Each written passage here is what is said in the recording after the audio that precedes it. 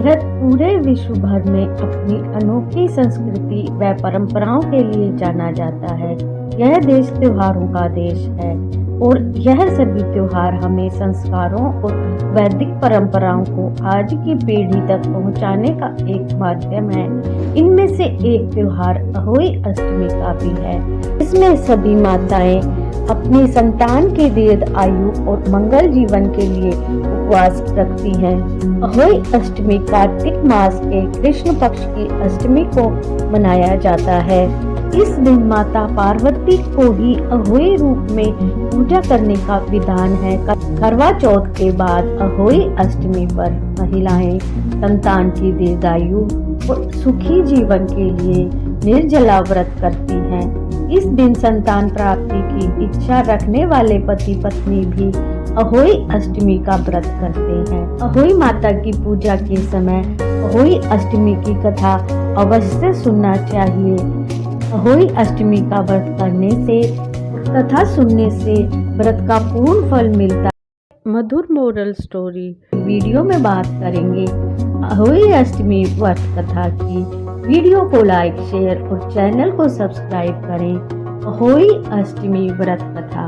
अहोई अष्टमी की कथा सुनने से पहले अपने हाथ में 7 प्रकार के अनाज ले लें और अगर यह संभव नहीं है तो थोड़े से अक्षत ले लें।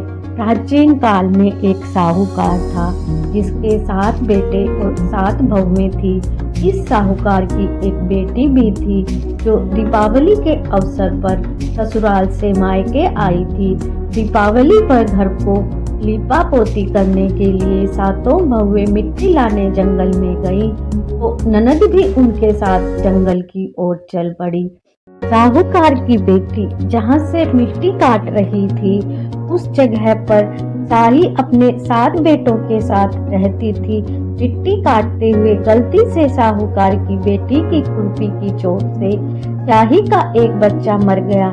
इस प्रकार गुस्से में शाही ने कहा कि मैं तुम्हारी कोख बांधूंगी।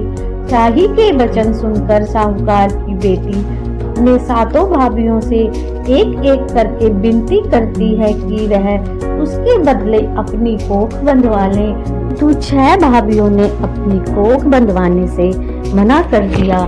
छोटी भाभी सोचने लगी कि यदि मैं कोख नहीं बंधवाऊंगी तो सासू जी नाराज होंगी। ऐसा विचार कर उसने अपनी ननद के बदले अपनी कोख बंधवा ली। कोख बंध जाने के बावजूद उसके प्रतिवर्ष लड़का होता था परंतु वह जन्म के 7 दिन बाद ही मर जाता। एक दिन उसने पंडित को बुलाकर पूछा, क्या बात है, मेरी संतान 7वें दिन क्यों मर जाती है? तब पंडित ने कहा, तुम सुरही गाय की पूजा किया करो। सुरही गाय शाहू माता की सहेली है, वह तेरी कोख छोड़े तब तेरा बच्चा जिएगा। इसके बाद वह चुपचाप प्रातः काल उठकर सुरही गाय के नीचे सफाई आदि आती। गौ माता सोचने लगी कि ऐसा कौन है जो मेरी इतनी सेवा कर रहा है, आज देखूंगी। गौ माता खूब तड़के उठी तो क्या देखती है कि साहूकार के छोटे बेटी की बहू उसके नीचे सफाई आदि कर रही है।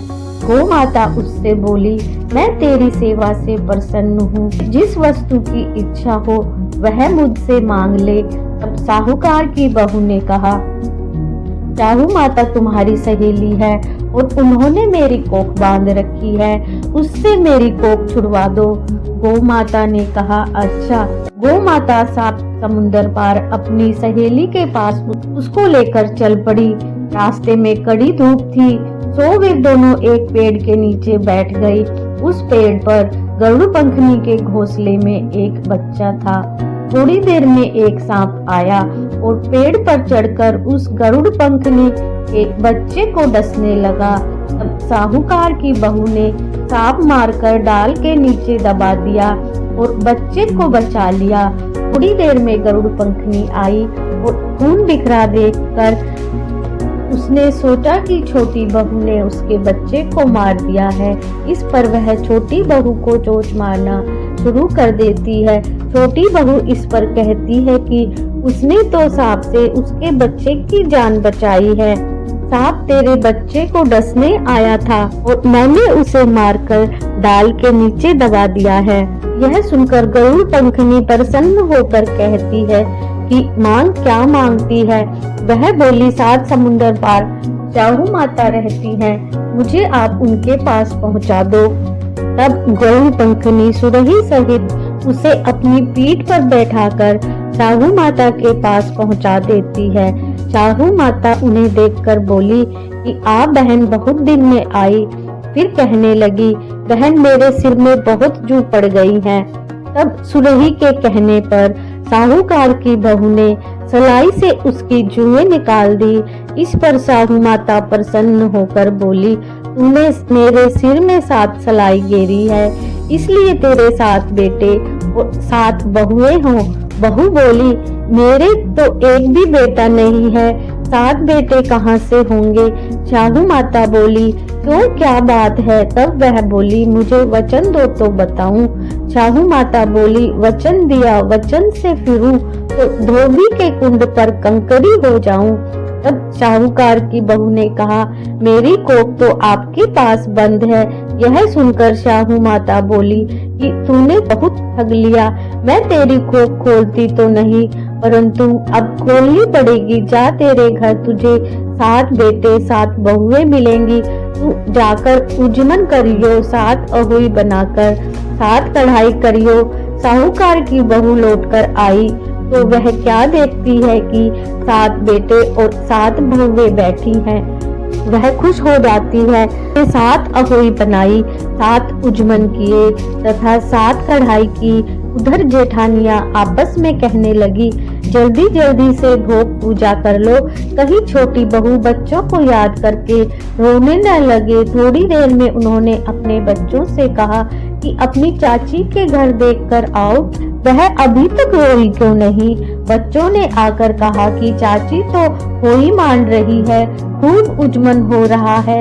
यह सुनते ही जेठानियां दौड़ी दौड़ी उसके घर गई और जाकर कहने लगी, तुमने अपनी कोख कैसे छुड़ाई।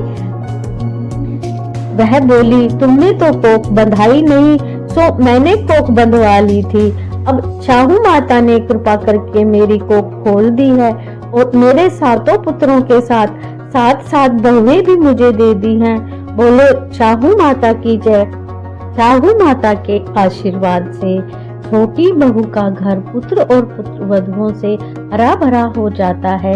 अहोई अष्टमी का अर्थ एक प्रकार से यह भी होता है अनहोनी को होनी बनाना, जैसे साहूकार की छोटी बहू ने कर दिखाया था।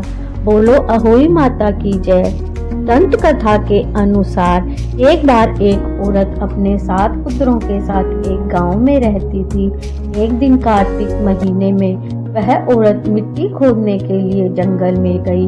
वहां पर उसने गलती से एक पशु के शावक की अपनी कुल्हाड़ी से हत्या कर दी।